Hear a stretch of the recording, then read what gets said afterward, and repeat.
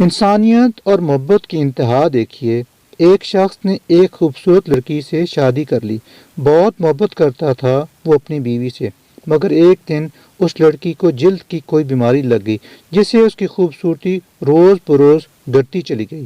ایک دن اس کا شوہر کسی سفر پہ نکلا، واپس آتے ہوئے اسے حادثہ پیش آیا جس میں اس کی دونوں آنکھیں جاتی رہیں۔ خیر، ان کی ازدواجی زندگی یوں ہی چلتی رہی اور اس کی بیوی کی خوبصورتی مزید گھٹتی رہی، مگر اندھے آدمی کو اس بات کا علم ہی نہیں تھا، لہذا ان کی زندگی پر اس کا کوئی اثر نہ پڑا۔ دونوں ایک دوسرے کو پہلے کی طرح چاہتے تھے اور ایک دوسرے کا خیال رکھتے رہے۔ خدا کا کرنا ایسا ہوا کہ ایک دن اس لڑکی کا انتقال ہو گیا۔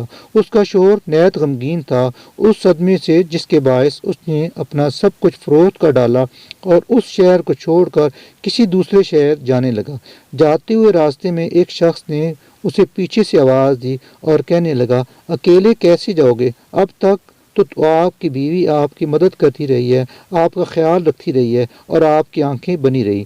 اندھے آدمی نے جواباً کہا، میں اندھا نہیں تھا، اسے میں ایسے دکھاتا رہا تھا جیسے میں اندھا ہوں، کیونکہ اگر اسے یہ پتا ہوتا کہ میں اس کی بدصورتی دیکھ سکتا ہوں تو یہ احساس اس کی اس بیماری سے زیادہ تکلیف دیتی۔ میں نے اندھا ہونے کا ڈرامہ کیا، وہ بہت اچھی بیوی تھی، میں بس اسے خوش رکھنا چاہتا تھا۔